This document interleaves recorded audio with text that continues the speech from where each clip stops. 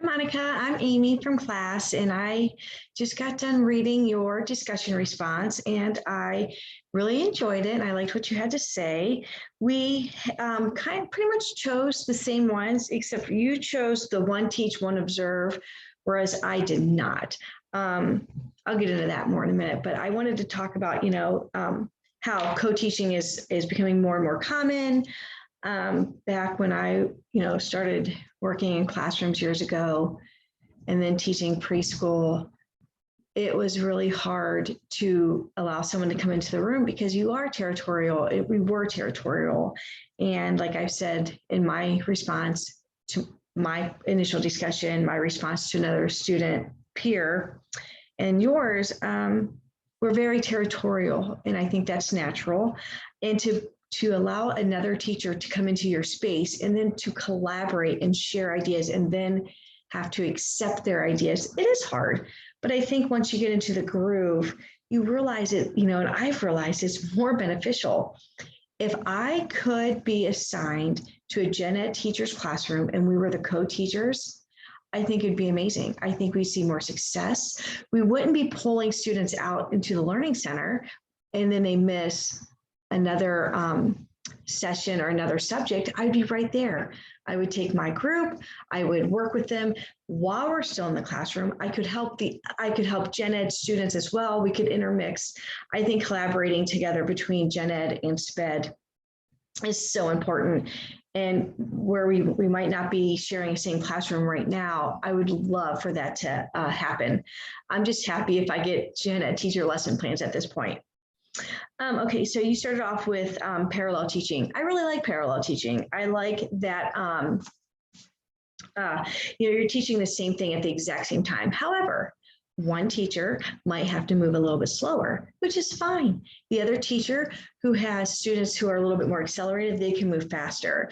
And that there's no one getting bored, and there's no one being left behind as well. And then, you can say, by this certain day, let's try to have this material wrapped up, and then we can have one large group session, and then they're all together. And although they learned in different ways by two different teachers, they still can have that group discussion. So I do like to have parallel teaching. Again, like you said, we both need to have strong knowledge. So teaching difficult math, I might not be able to parallel teach, but luckily, if we're in the co-teaching model, we can work around that. The next one, I did not choose one teach, one assist. However, the other student in our class did as well. And I started thinking about it. And it is kind of nice to have that model, especially if you have a group and, there's a few kids that just aren't getting it. I could be up teaching, the paraeducator. I would almost say, I agree with the other student, this is more of a teacher paraeducator type of thing. And then even if you're both actual teachers, you could do this as well. You're just walking around and you're stopping by a desk and you're like, hey, can I help you out for a minute? You're just assisting to keep the ball rolling in the classroom. I do like that one. However, I do agree with you. If I'm the one always assisting, the students are not going to look at me like the teacher. They're going to never come to me. So we have to really make sure that we balance out who's teaching and who's assisting. I was wondering, have you been in a classroom situation to where you are using the co-teaching models? Years ago, I was a para back in Ohio, and I did assist the teacher in the classroom. I really kind of worked with one student, but then when I had that student kind of on his own working, I was able to walk around and assist as well.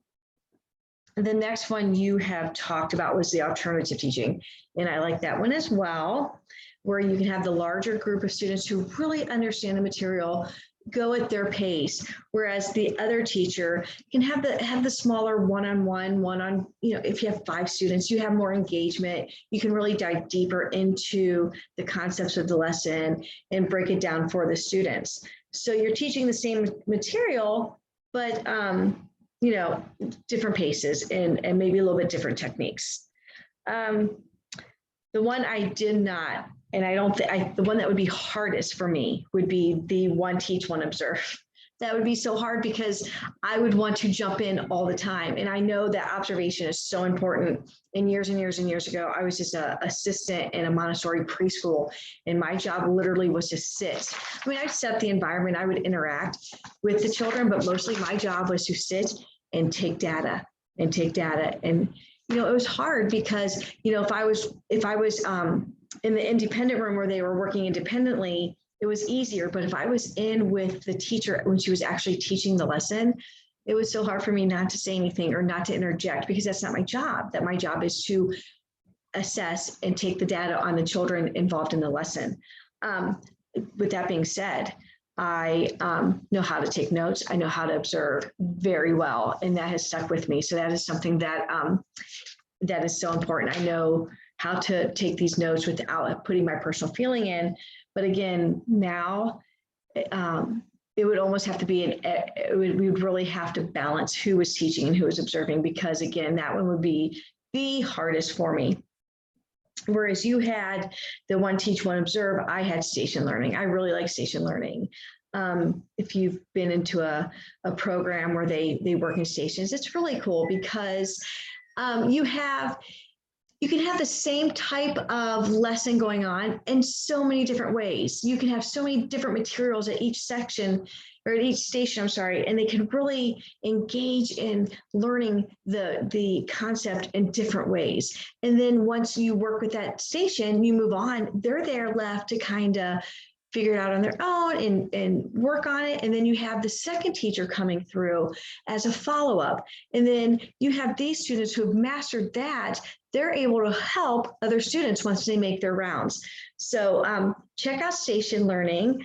It was really nice to read what you had to say, and I look forward to working with you in the future. Have a good rest of your day or evening.